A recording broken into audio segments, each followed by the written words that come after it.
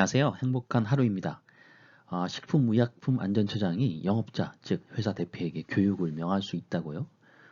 무슨 교육일까요? 그리고 실제로 회사 대표가 교육을 받고 있는지 궁금하네요.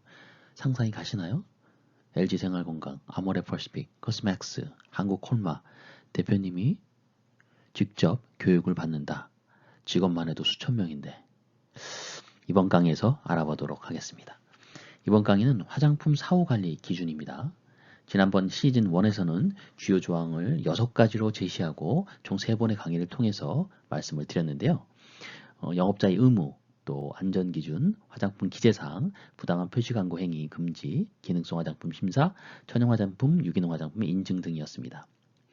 이제 1차 시험을 치고 나니까 어느 정도 그 출제 경영과 해당 범위를 추측할 수 있을 것 같은데요. 개인적으로 안타깝게도 저의 생각은 화장품법을 전체적으로 더 깊숙이 살펴야 한다는 결론입니다. 특별히 어느 특정 조항만을 고집해서는 안 된다는 것이죠. 한마디로 법 조항을 다 이해해야 한다는 것입니다. 제1과목 화장품법의 이해는 그 배점 비율이 작지만 제2, 3, 4과목의 기초적인 자료로서 활용되기 때문입니다. 화장품 사후관리 기준 역시 법조문 한두 가지만 봐서는 안 되고 전반적인 법 전체를 이해를 하고 그 바탕에 두어야 합니다.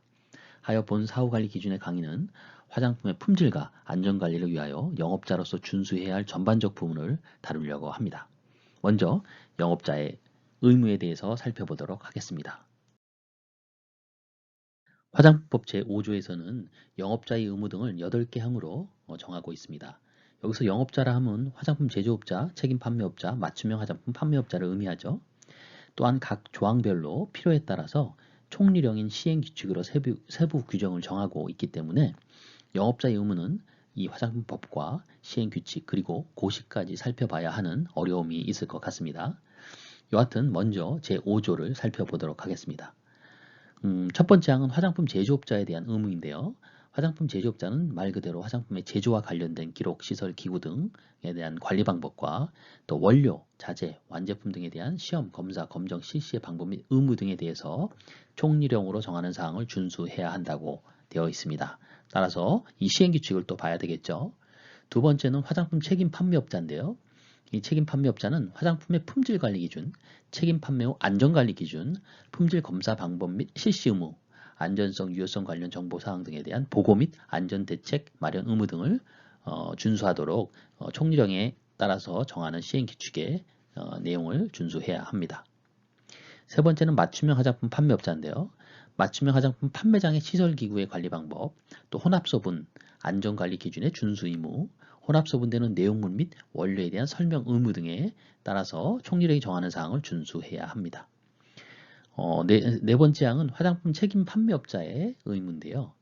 총리령에 따라서 화장품의 생산 실적하고 수입 실적, 그리고 화장품 제조 과정에 사용된 원료 목록 등을 식약처장에게 보고를 해야 합니다. 이때 그 원료의 목록에 관한 보고는 화장품 유통 판매 전에 해야 합니다. 이전에는 생산 실적, 수입 실적과 같이 1년에 한 번씩 보고하게끔 되어 있는데요. 새롭게 바뀐 조항입니다. 다섯 번째 항은 책임 판매 관리자와 맞춤형 화장품 조제 관리사의 의무인데요. 화장품의 안전성 확보 및 품질 관리에 대한 교육을 매년 받아야 합니다. 여섯 번째 항은 식약청장에 대한 명령 권한인데요. 국민건강상 위해를 방지하기 위해서 필요하다고 인정되면 제조업자, 책임 판매업자 화장품, 맞춤형 화장품 판매업자 이하 영업자죠. 각 회사 대표들이죠.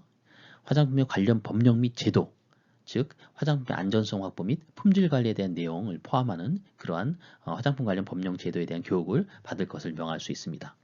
그렇다면 그 서두에 그 대표이사들께서 직접 교육을 받으라는 얘기인가요? 꼭 그렇지만은 않습니다.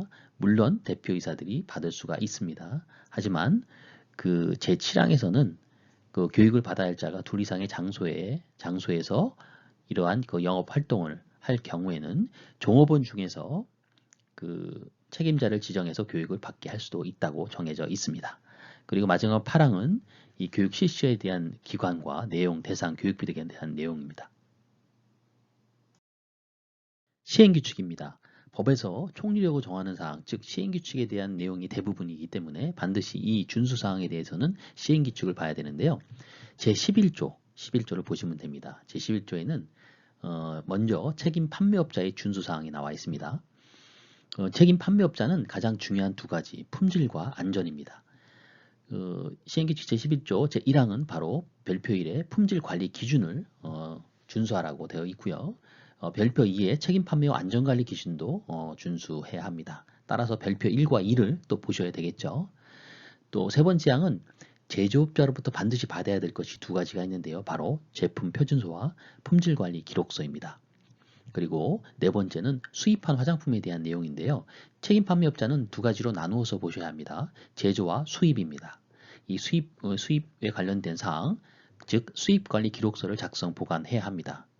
총 가에서 차까지 있는데요. 자, 빨리 읽어보겠습니다. 제품명, 국내에서 판매하려는 명칭, 그리고 원료 성분의 규격 및 함량, 또 제조국, 제조회사명 및 제조회사의 소재지, 기능성 화장품 심사 결과 통지서 4번, 이 경우는 기능성 화장품일 경우죠. 그리고 제조 및 판매 증명서, 한글로 작성된 제품 설명서 견본, 최초 수입 연월일, 통관 연월일을 말하고요.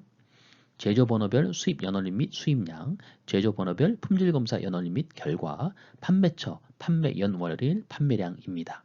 이러한 내용들을 갖추고 있는 수입관리 기록서를 작성 보관해야 합니다. 계속 이어서 책임 판매업자 준수사항 제5호인데요. 중요한 내용입니다. 당연히 품질검사를 철저히 해야 되겠죠. 근데 품질검사를 제조 번호별로 해야 된다는 거죠. 로트라고 표현도 하긴 하는데요. 로트 번호 또 제조 번호별로 그 품질 검사를 한 후 유통시킨다. 다만 화장품 제조업자와 화장품 책임 판매업자가 같은 경우 또는 제6조 제2항 제2호 여기 제6조는 시행규칙을 얘기하겠죠. 그 내용은 바로 보건환경연구원 또 실험실을 갖춘 제조업자 또 화장품 시험 검사 기관을 의미하는데요. 여기에 해당되는 이 기관에서 품질 검사를 위탁해서 제조 번호별 품질 검사 결과가 있는 경우에는 당연히 품질 검사를 하지 않을 수가 있습니다. 6호인데요. 화장품의 제조를 위탁하거나 제6조 제2항 제2호 남목, 즉 실험실을 갖춘 제조업자입니다. 이 제조업자에게 품질 검사를 위탁하는 경우 제조 또는 품질 검사가 적절하게 이루어지는지 수탁자에 대한 관리 감독을 누가요? 그 의뢰를 위탁한 위탁자가 철저히 해야 합니다. 그리고 제조 및 품질 관리에 대한 기록을 받아서 유지 관리하고요. 그 최종 제품의 품질 관리를 철저히 해야 합니다. 7호입니다. 제5호에도 불구하고 즉 제조 번호별로 품질 검사를 해야 된다는 내용이죠. 거기에도 불구하고 0 제2조 제2호 다목 즉 이 말은 수입된 화장품을 유통 판매하는 영업을 말합니다. 이런 수입 영업을 하는 화장품 책임 판매업자는 제조국, 제조회사의 품질관리 기준이 국가 간 상호, 즉 우리나라와 상호 인증됐거나 또 12조 제2항, 이거는 바로 CGMP, 우수화장품 제조 및 품질관리 기준에 따라서 식약청장이 이 수준 이상이라고 인정되는 그 경우에는 굳이 이 제조별로 품질 검사를 하지 않고 그 제조국, 제조회사의 품질 검사 시험 성적서로 가름을 한다는 얘기죠.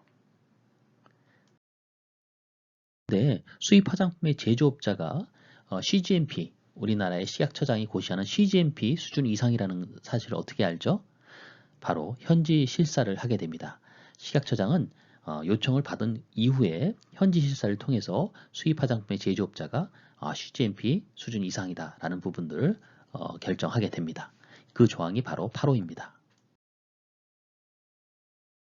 제7호에 따라서 인정받은 수입 화장품 제조회사의 품질 관리 기준이 그 국내 CGMP의 수준 이상이라고 인정되지 아니해서 인정이 취소된 수위가 있겠죠. 뭐 관리를 잘못했던 또 다른 이유로 인해서요. 그런 경우에는 당연히 5호에 따라서 제조 번호별 품질 검사를 해야 된다는 내용이 바로 8의 2고요. 9호는 그 0, 제2조 제2호 다목, 즉 수입 화장품을 유통 판매하는 그런 화장품 책임 판매업자의 경우에는 대무역법에 따라서 전자문서로 된 표준 통관 예정 보고를 해야 합니다.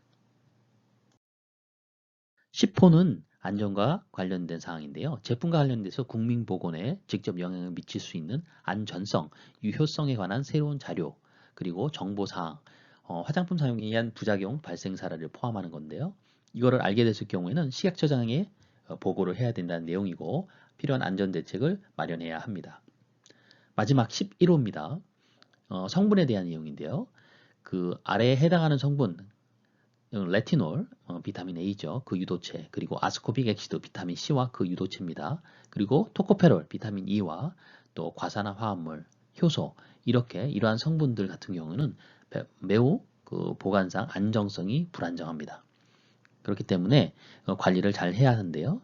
이러한 성분들이 0.5% 이상 함유하는 제품의 경우에는 해당 품목의 안정성 시험 자료를 최종 제조된 제품의 사용 기한이 만료되는 날로부터 1년간 보존해야 한다고 되어 있습니다. 즉, 본 성분의 0.5% 이상 함유되는 제품의 사용 기한이 만약에 2년 내지는 뭐 1년 6개월이다 하면은 그보다 1년을 더한 3년 또는 2년 6개월 동안 이 안정성 시험 자료를 보관해야 된다는 내용입니다. 이 내용은 보시기에 불편하시더라도 익숙해지라고 법조문을 그대로 실어놨고요. 가급적 짬짬이 시간에도 듣기에 편하시도록 법조항 전문을 다 설명하려고 노력했습니다. 다음 강의에 나머지 부분 이어가도록 하겠습니다. 지금까지 행복한 하루였습니다. 감사합니다.